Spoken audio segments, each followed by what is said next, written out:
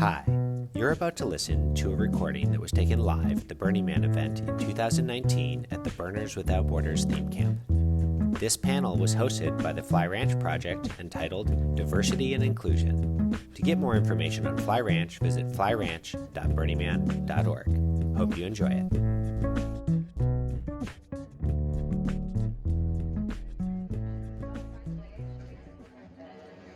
Hello everyone, my name is Matt and I work on the Fly Ranch team for the Burning Man. Thank you. Just wanted to introduce the panelists that we have here today. So starting on the side over here, we have Pedro, who is the Director of People and Operations for Burning Man Project. He has a long history of working in community engagement and community health. And he's been at the board for about a year and change now. Born in Peru, raised in Miami. Next is John Jackson, who works for a consulting firm and has been a consultant for a while. He works with a variety of federal agencies on diversity and inclusion plans. Next is Harley, who's one of the founders of Burning Man Project and has started dozens of the different teams that you'll see out here on Playa and will be our moderator today. Next up we have Emily, who has been incredibly involved with Fly and has been to probably 10 or 12 of the different weekends that we've had out there, has worked on the ranch, has worked on DPW, and knows our infrastructure and has been intensely involved and active at Fly. And then finally Yoda. Yoda has been out to Fly a couple times in the past year and is going to be, came up with and is organizing a writing retreat next month for women writers of color that we'll be doing at Fly. And so she came out last year and has come out this year with her build team, and so we've been working with her. So with that, I'm going to turn it over to Harley to introduce the panel and to kick things off. Hi everybody. So what we're going to do today is take a few minutes for each of us to tell a little bit about diversity and inclusion in the context of Fly. And then we're going to spend the rest of the time opening up for questions and comments. We're going to take notes so that we have things to work with. We would love to get your email addresses as well. So I'll start off with myself. As Matt just said, I'm one of the founders of Burning Man. This is my 29th year. I created a lot of the stuff that you experience here. I ran the city officially for 10 years, but more than that, perhaps 15 unofficially. And I have to say that I'm really, really, really excited that this moment is here. I've been waiting for this exact conversation to happen for a very long time. And if it took a long time to get here, I'm glad it's here. Larry and I learned together early on that the best way to make change fastest, the most effectively, is when the whole community does it together.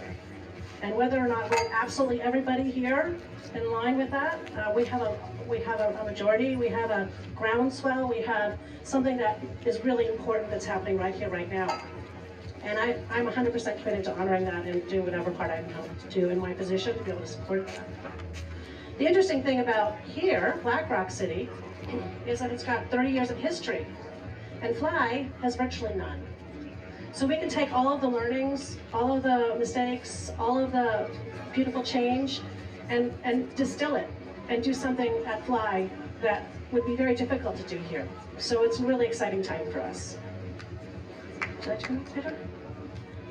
Hi everyone. I can project. We should have the doc team here recording us as well, so we'll also have this recorded, and we want to make sure we're all on mic.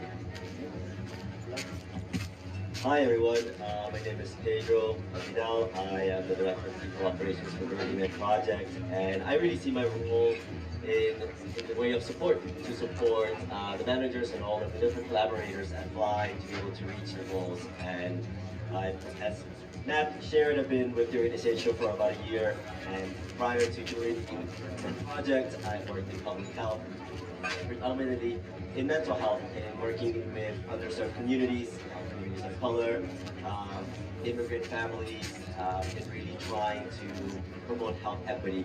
So I'm very, very excited to be here. I look forward to hearing from everyone and learning from everyone here on the panel, but also in the audience, and looking forward to this discussion. Hello, John Jackson. I work as a management consultant on a variety of projects, including diversity and inclusion. I'm really excited to be here. I think it's great that Fly and all the individuals associated are really taking a proactive approach to diversity and inclusion. A lot of times what you find is diversity and inclusion is a very sexy topic. For a lot of organizations, everyone has a diversity and inclusion program, but a lot of times people don't really put their money where their mouth is or proactively try and fulfill that mission. So, it is something that's important. It's really important to put energy behind it. Whereas, some places celebrate, we don't exclude anyone, or we don't actively exclude anyone, or anyone is welcome. But that's really not going to push the ball forward. You actually have to be proactive and really make change. So, one of the principles is radical inclusion, right? So, it's not radical to sit around and wait for change, but it is radical to, get out there and proactively make it happen. Hi, I'm Emily Koch, and actually I just worked all day with DPW, and so it's nice to come out here and feel like I, get beyond what, just working all day. And it's, it's really amazing to be a part of an organization that allows people to have a voice. I've never felt really like I had a voice until I joined this community. I never felt like I had a place. It's, inclusion is very important, and a lot of people really need this.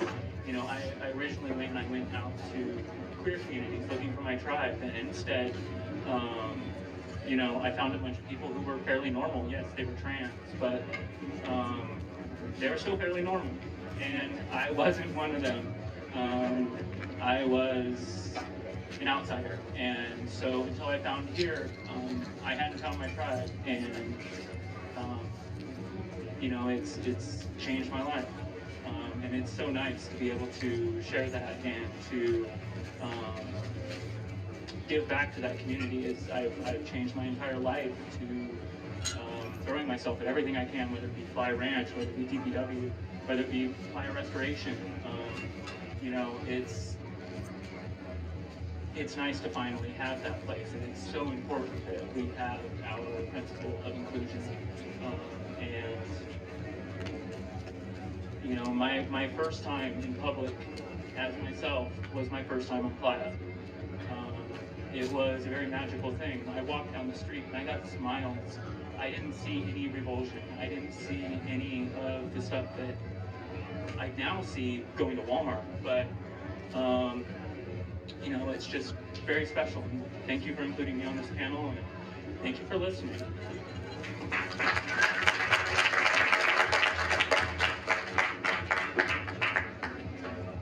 Hi everybody, again my name is Yoda. I'm really happy to be here. And for me, I feel so fortunate to be a part of this community. I feel so deeply about the messages that I have received here on Playa and also through Fly Ranch. And for me, coming to Burning Man in 2014, that was my first burn, it very deeply saved my life, and I very deeply attribute it to becoming the person that I am now. And I can say proudly that I'm a writer and a storyteller, and my ability to connect with my creativity and my inner child was very much ignited by the opportunity to come to Burning Man. And I have felt by having the opportunity to visit Fly Ranch and to talk with them about the concept that they want to build there, that it's kind of an opportunity to access that liberation in a different way from Burning Man. And I really felt so empowered by the chance to go visit there, that I saw other people like me in places just like where I was, needing that access to liberation that I had received. So I'm really feeling deeply that spiritual liberation is a social justice issue in our country. And right now there are people who are living in like generations of suffering and oppression. And I feel like this community has access to something that is really life-changing, that is really like breaking generational curses, that is really like releasing people. And so that's why I was really like excited about the opportunity to propose the event that I'm doing in October, which is going to be a writing retreat for women of color and non-binary persons of color.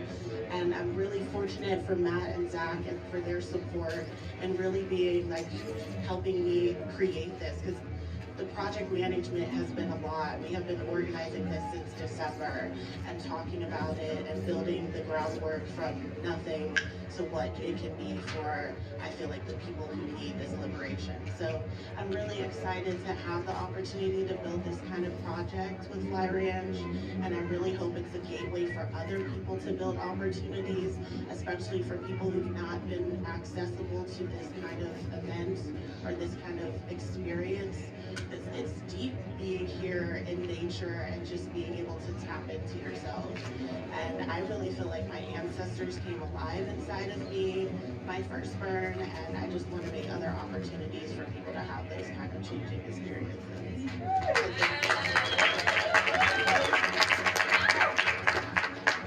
So that's us. Do we have a note taker? Are we prepared to?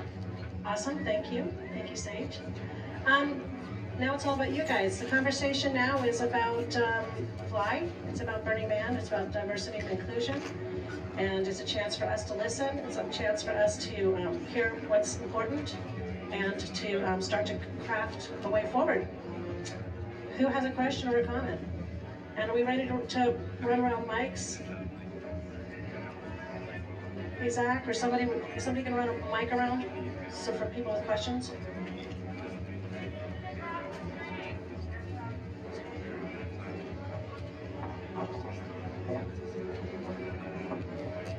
Hi, my name is Melanie. I just have one thing to say that I've noticed from other inclusion conversations is that folks with privilege are often wanting other people to be included and to be there. Like, where are they? And I think that one of the best ways to do that is to go to other places and to listen yourself. And so you're wanting people to come and, like you're looking around and you're wondering, well, what's up? But really, you can't just expect something to show up if you're not also reaching out in the other direction. And it's really, I think, about literally just about going and shutting up yourself and not saying, hey, why aren't you at my thing? Just go to other things. And then, yeah, so that's what I wanted to say. Maybe anybody wants to comment about that.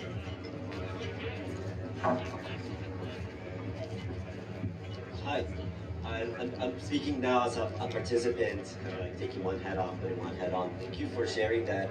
I'm a person of color, I'm an immigrant, and I've worked community organizing in communities that needed to bond and work together. And a lot of times, foundations or individuals will come to us and tell us, oh, why haven't you done this? Or, you know what I mean? And it's very much speaking to that point of what you're sharing. And I think something that's just very interesting is that I think so much of the work that happens here, we have an opportunity to bring it to our outside communities. When I started coming to Burning Man, a lot of my friends were like, why are you going to that? I mean, they had no interest in it, but at least by me coming here and then bringing those values out, then I was a partner. So I think to piggyback on what you're saying, I think is an opportunity for all of us to bring all of these values, all of our experiences to those communities as well and initiate that dialogue in that manner. Yes, and I just want to add from what you were saying, I had read something that said to the effect, like, diversity is looking for representation of groups, whereas inclusion is looking for how to include people long-term into things. And so that means like a lot more deep insight into why is this not accessible to certain people? What can we do to make it available for them? And really doing, I think, the homework to bring it to people who are not immediately drawn in. And I kind of sometimes hear a common argument like, oh, if people wanted to go to Burning Man, they would be there. So, like, you know, the people who show up are the people who are there. But I feel like there's a deeper question needing to be asked, like, who is not showing up? Why are they not showing up? Is there a reason that they're not thinking that there's value for what we're doing? Is there ways we can communicate what we're doing so they feel included? And I feel like that's a different conversation that I'm hoping is starting to be had, and I'm really excited to be a part of what I feel is like the shifting culture towards inclusion, towards that kind of heart of making the effort to make the invitation as opposed to just waiting for people to find it themselves through their own channels, which, as we know, there's inaccessible channels to this kind of liberation and freedom. So yeah. So just to paraphrase a little bit, make sure we get everything in the notes, what I'm kind of hearing is you're saying, the comments are saying, who's not at the table? And how can we get the people who are not at the table to the table? Is that kind of really, how do you create the possibility?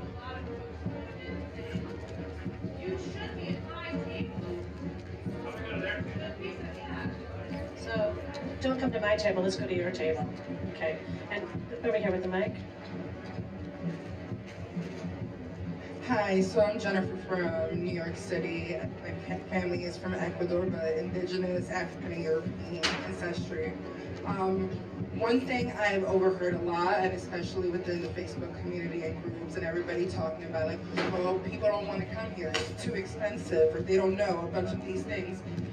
And as much as I enjoy and I love hearing everyone say everyone's included, we also must be conscious of the unconscious bias that everyone has. Because we've been so filled since our childhood, just looking at things in a certain way. And I truly believe there's a lot of people I've met that don't consciously mean to say or do something, but I've seen or heard things that I have found personally insulting, or I know some of my friends would find personally insulting.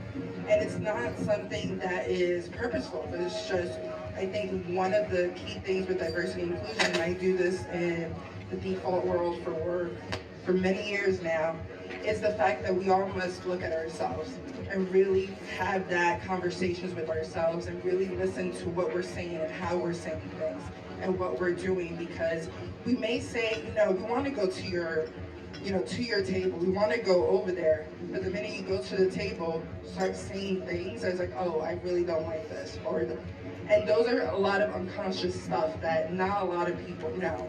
I am dating, my partner is a primarily French-Canadian white guy, and there's over the 13 years we've been together, he's realized a lot of stuff about himself. A lot of stuff that he purposely didn't do, but I would catch him on stuff doing. So I think that is a thing that I haven't heard that much, but I hope to hear more, is the unconscious bias. Not everyone means to be mean, not everyone means to push people away, but we do this because since our childhood, since before, this has been incorporated into our core. So the first conversation we need to have is with ourselves. We need to look in the mirror and see, are we really saying everything? Are we really doing everything? And really have that unconscious bias understanding to make those conscious efforts of bringing different people, walks of life, and not just race or gender, ethnicity or sex, but everything, but truly different lifestyles.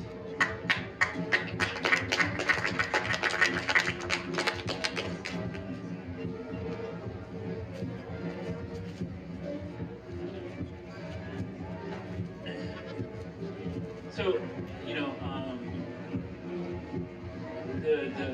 what you say is very valid. This is the most accepting, loving culture I've ever encountered. However, I still constantly run into little problems. It's not often, I'm not necessarily worried about getting beat up at a bar, but at the same time, there are things that a lot of people don't really consider, like the fact that today is Tutu Tuesday, and it is a day when many cis or assigned male and still identify as male people will choose to put on a tutu today and play with their gender, which is wonderful. But what it also means is that often many people see me and they think I might be a cis man playing with my gender, and I'm not playing. So it's very present, and I think if people could open themselves up in a way that they quit making assumptions when they meet an individual as to what their identity is, as to how they prefer to be treated, that, you know, simple questions, you know, what are your pronouns, mine or she, her, you know, it can really solve a lot of problems in a couple quick questions. And, you know, I've never been offended by a question that was asked out of honesty. I've been asked many ignorant questions.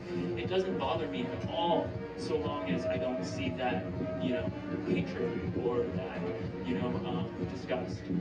As long as that stuff is left, you know, honestly, I can be asked anything. And, you know, I think that really asking and just getting to know different, diverse people is the key, you know, and to get to know them. Yeah, I think that's... So again, for notes, I'm hearing two different things. A call to have people look at their own unconscious biases so that we can further the conversation more effectively as we move forward. And the other that it would be nice if people took the time to get to know others better and ask the questions they really need to ask so that they can, again, do their own personal work. Is that close enough? Next question. Hi. Along the lines of what Emily just said, my name is also Emily. I would like to offer an alternative to the use of the word guys, which I feel is in fact gendered, and that's a bit of friction I'm bumping up against as a new person in this community. I'm trying to just really be a sponge and be very humble and not say a lot. I would love it if we could socialize the idea that guys is gendered, and I offer the word folks as an alternative. I'm sorry, what word? Folks. Folks. Or there's many other. Folks is one that I like. Anybody else have any other ones they like? Kids. Kids? Y'all is great. Y'all. Okay. Next comment, question? Right here. Okay, we're over here. We'll come back to you next. Hi, I'm Ursula Wright. I'm from Washington, D.C.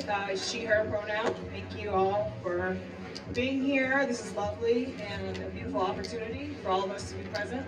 So my question is, looking forward, how does BWB, Burning Man Project, and all these smaller regionals or networks of burners, how do you plan to actually sustainably adopt inclusion? So it might be one thing for BWB to be like, oh, we're going to do something and have it be inclusive or etc. By the way, I love BWB, not what I'm trying to say. But how is it really going to be ingrained into the culture? Are there trainings that are happening in staff to talk about these issues? Are there any discussions of possibly creating like toolkits or workshops for people?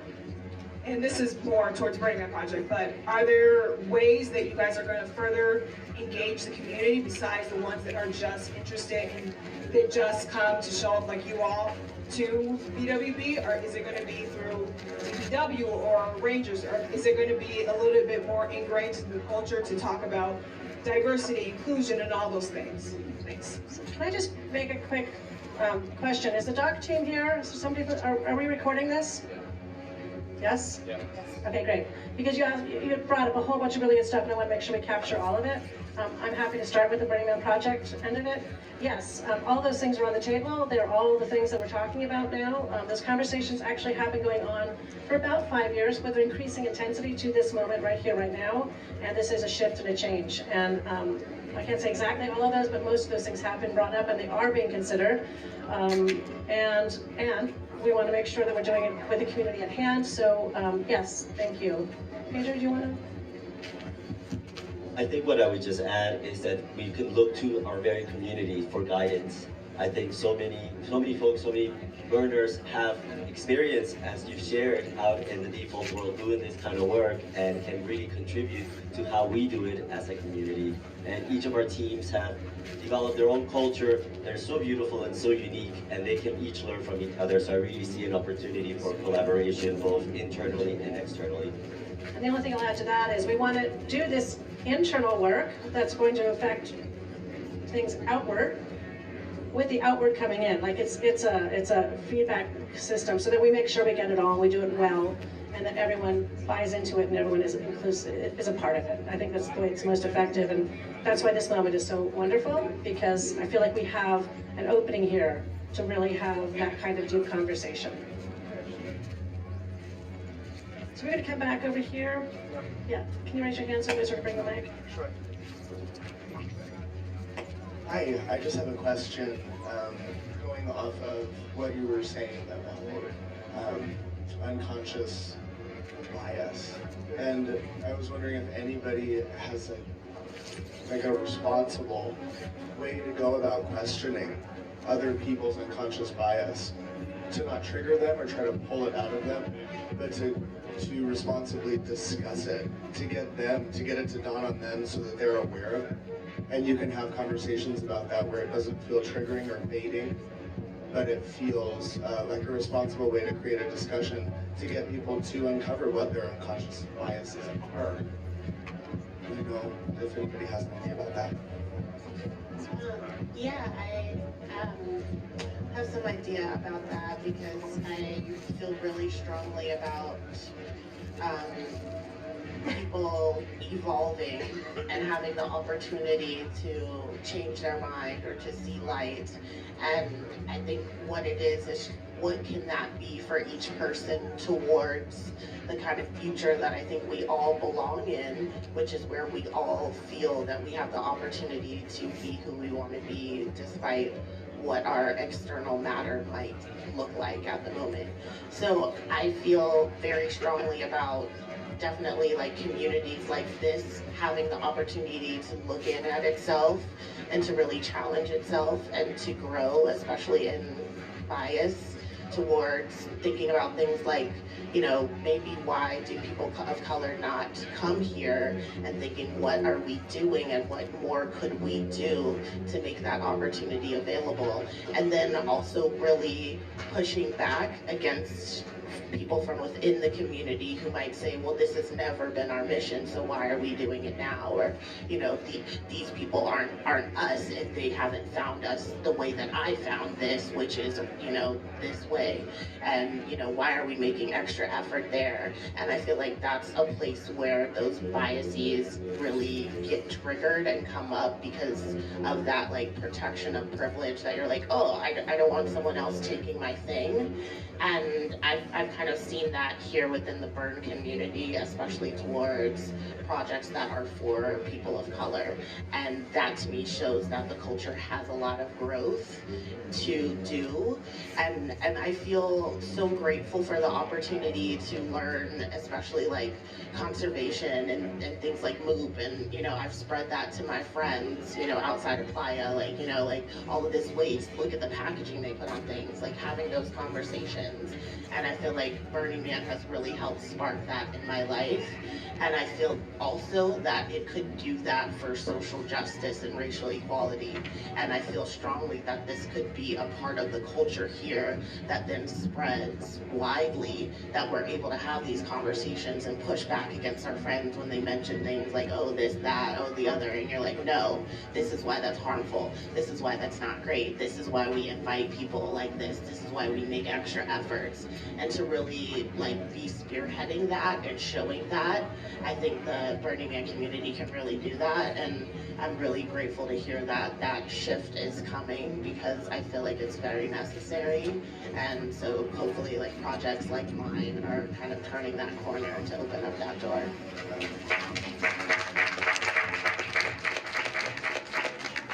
So from a kind of a more tactical standpoint, to answer your question, I think a lot of times what I've seen that can be really useful is, someone already brought this up, but having sort of trainings, workshops, forums where people can come and discuss these ideas and then also have a common language to discuss them within an organization.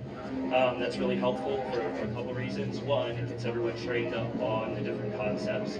A second thing is, when you then have those conversations later, it depersonalizes it. It's like you're not attacking, this person as an individual because you're saying they might be biased, or you're just kind of talking conceptually around how they're making decisions, right? And I think doing that and promoting that sort of openness in your organization can be really helpful, and giving people sort of the courage to then ask those questions, like, you recommended this person for the job. Why?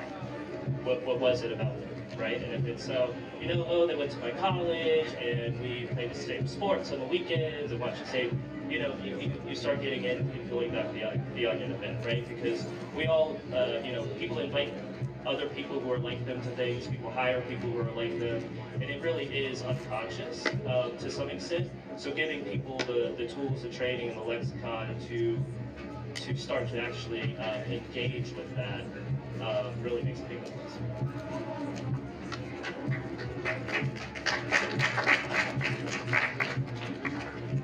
You want me? Hello, hi. Oh, okay. Just one last thing that I quickly wanted to add is, one thing that I've figured out over time is that the number one way to disarm somebody and make them not triggered is to listen first, and to let them feel that they're truly spoken and really listen. After that, people tend to be pretty open and pretty able to listen.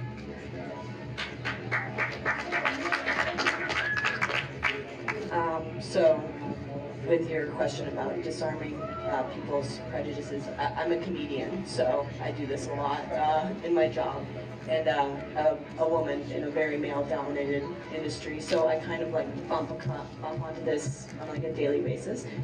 And your comment about like being calm and like asking questions is so resonant with me, because anger is my default all the time, because it's like you're living in a world that you're just being constantly disrespected, and it's very hard to not default to anger.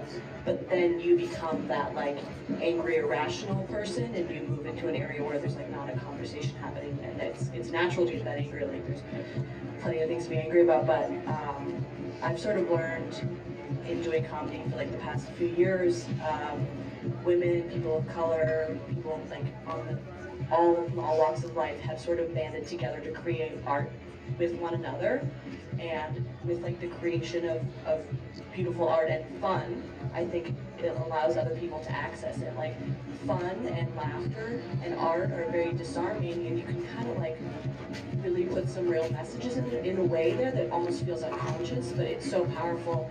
And if you create beautiful, creative, wonderful things, then other people will be attracted to you, and you start to connect to your people through creating. Like if you make your voice loud, people around you can be like, oh, that's great, oh, that sounds fun, or this person is really exciting or interesting. Like I think to become a beacon, if you can, is like a really, really powerful move. And the more I'm like publicly myself, the more I feel people gravitating towards me just because they enjoy this lack of judgment, I think you kind of want to come at it like, yeah, I'm here to make life more fun or interesting, and that can be hard to do, especially when you're angry and hurt, but ultimately it's like a great medicine.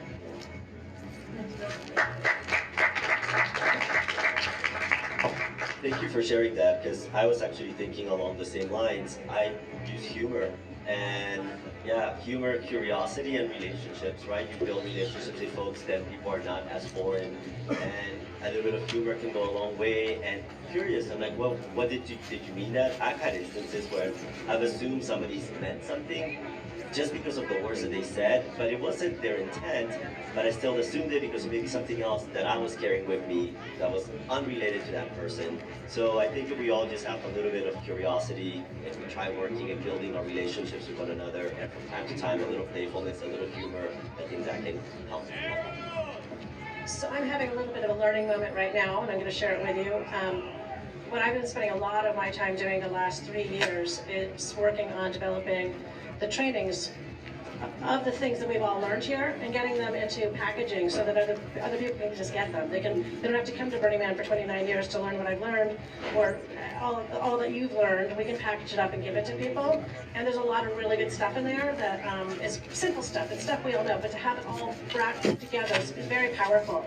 And what I'm hearing from a lot of you guys in different ways is that you can apply those exact same principles to all of this. Like learning about how to clean moop those lessons could really just apply just as well to understanding your personal biases or taking an introspective look. So I think there's a lot of, I just think there's a lot here that we have to work with. I think that we can do some good work. Let's go over here with the tutu, oh that won't work, but the white hat, and then the purple hair over here.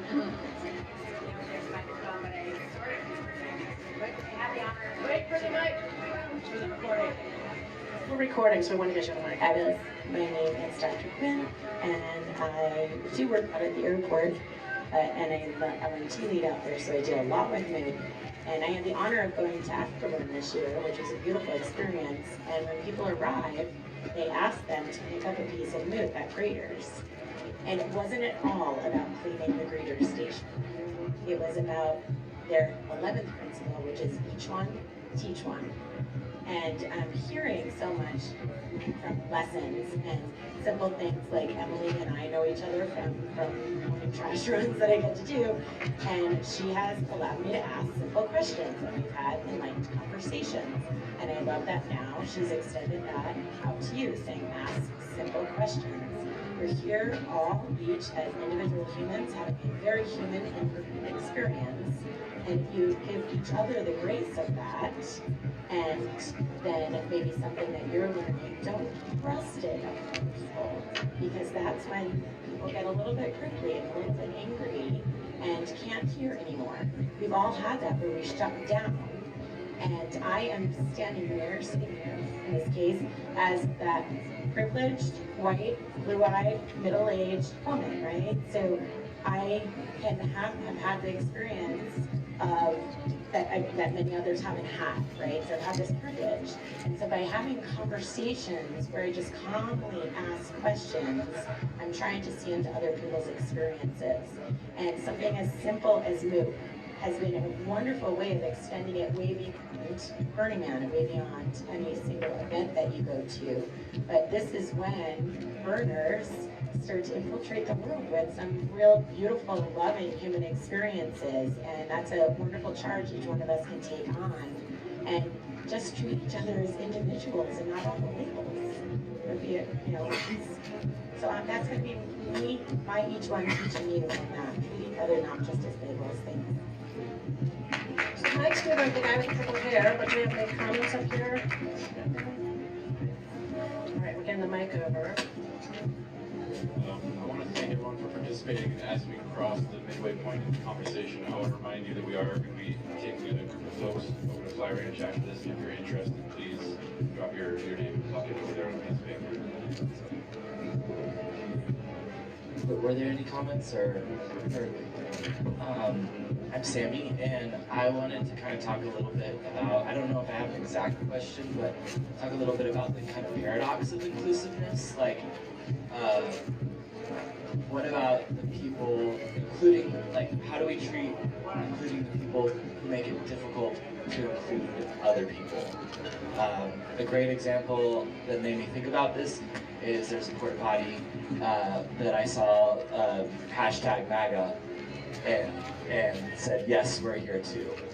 And you know, it made me think a lot of things and feel a lot of things. And maybe there's you know, some supporters in this room, who knows? But you know, I've met some very lovely, inclusive types that fit labels like that don't, you know, aren't a problem, but also like people who aren't like that, you know, that are, you know, very, let's say, racist or transphobic or homophobic.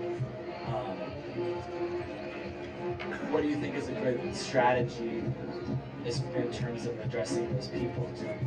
Do we focus more on including people, or do we put a little energy into educating those people, or trying to not include those people? Does that make sense?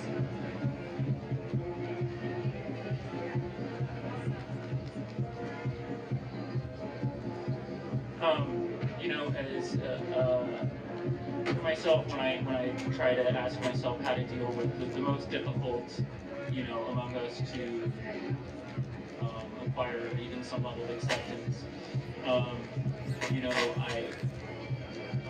I like to look back at the AIDS epidemic. During the AIDS epidemic, you had millions of gay men dying, and meanwhile, gay people threw parties. They enjoyed their lives. They showed there was no way that you were going to destroy their lives and their happiness. That, you know, as anybody else asked themselves, I would be miserable and crying in this scenario. They threw a party and they brought the sick people too. You know, and I think that is one of the best examples of that, you know, at the end of the day, or that often the most powerful thing that you can do is just set an example. To try and force that message down their throat, you know, it doesn't seem to work, but we can continue to live and say, you know, you can continue to be miserable about what I'm doing over here, or you can join the party.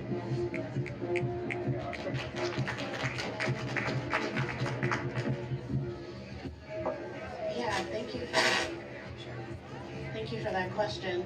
I feel like it's, you know, definitely something I've personally been thinking a lot about more so. This is my 6th burn, and my first year was so impactful to me, but I kept thinking to myself, like, where are the other people of color? Where are other people like me? Like, I know so many people who need this.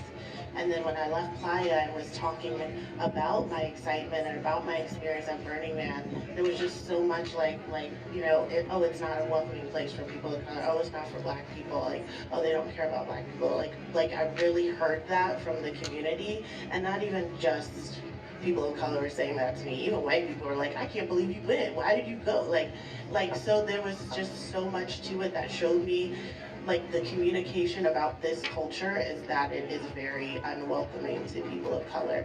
And I feel like that has been the flourishing narrative, and also there are people who are identifying and keep that narrative alive because they are white supremacists, because they are in the patriarchy. And I have, in now doing this work to create this retreat, seen that side flare up at me personally, and have felt personally attacked by that dark side of the burner community. And I had to do even work within myself to be like, you know, like, I didn't want to see this. I didn't want to think this exists. I thought when I announced my event, there would just be like so much excitement to have this a part of the community. But there are people who don't want this kind of event to be a part of the community. So it took me a long time to shift my heart into empathy for that kind of person that was feeling that way, that felt so negatively attacked by the idea of something that wasn't specifically just for them. And so for me, it is doing the work to continue to make, for example, people of color, people of like underrepresented communities invited here, and keep doing that work to show that that is the truth of the narrative of who we are as burners, of who we are as, you know, being in this community, so that the people who feel the other way, they get snuffed out, that narrative is no longer able to survive, that there are no longer people who can have even that kind of boldness to put that on the porto at Burning Man, to be proud to be saying that here, because they would feel threatened to say that here, because they know that this is not a community where that will thrive. And I feel like that's part of the work that I hope is happening with this shift, that we're making that kind of burner uncomfortable to hold his beliefs, to hold their beliefs, to feel like, okay, now I have to feel like I have to decide one or the other, and to feel like that is a choice that's going to stir your soul. Because I feel deeply that, for example, the idea of having art out here that helps people through that transition of feeling deeper empathy for somebody who has not walked in their shoes, of seeing art from, you know, a beautiful artist from another country who doesn't have your experience, and feeling that connected, like that humanity is what I feel like needs to thrive more than just because you look like this, you can survive in this community. It needs to just be like, the humanity of it is so deep and the invitation is so wide that there's nobody who can survive here that does not believe that that is the truth.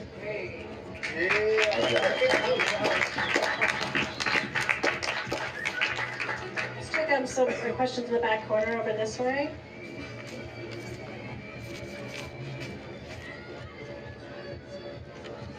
Hello, everybody. Just one question. So I'm a virgin, and I love this. It's amazing. I'm totally blown away. I was introduced to the burning community by Catharsis, regional in DC. And just my question to what you were talking about, I was very shocked and surprised that I had a very bad encounter or weird encounter that I would not expect to have here, and I will explain why. So I was invited to an event, and I went with my friends. I showed up a little earlier because we forgot the time. You know, I don't have my phone on me or a watch. So we didn't think it was going to be a big deal, and we didn't know that we were a little earlier, so we just peeked. And the person that was there greeting kind of made a weird comment like, yeah, go back under the curtain where it closed. I didn't think anything of it. My friends kind of like made a little face about it. I was like, whatever, you know, question myself again. I don't have to question myself here. So it happened. We'll go back across and get a chai, and we share three of us. We're refreshed, we're super excited to go to this event. We get in, and it's 6 other people ahead of us. We're talking, others are coming from the previous event that we were in. So definitely this person can see that we're not just random people, and if we were, isn't this the place to be? And so we woke up, and he just looks at us and says, are you working here? Is this, oh sorry, this is just my, like, what did he say? Can you help me? I don't remember. So he said, can I help you here? This event is only for staff, why are you here? And so she explained, you know, I'm staffed, and then we showed the little thingies, and I was like, okay. So that passed.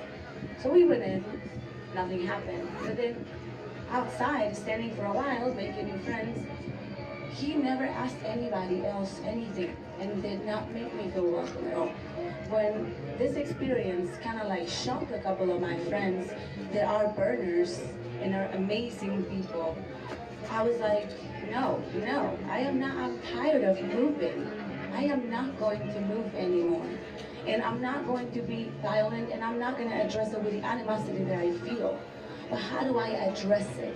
How do we, within this community, this beautiful community, I mean, was that a mistake to be vulnerable by coming here? That's why it's a 1% or a less percent. Because within the staff and the people, they should have that as a given. And you don't need to explain to them, because they are the nurturers, they are the greeters, they are the soul of this project. This is why people don't come back. And if it was me before crazy experiences that happened a year ago, I wouldn't come back. But that's not the point. That's not the point. The point is to remain. The point is to make a difference. The point is to be uncomfortable in being comfortable. So stand in your ground and teach your community that. But how do I get that back up from the same place that is coming? Thank you.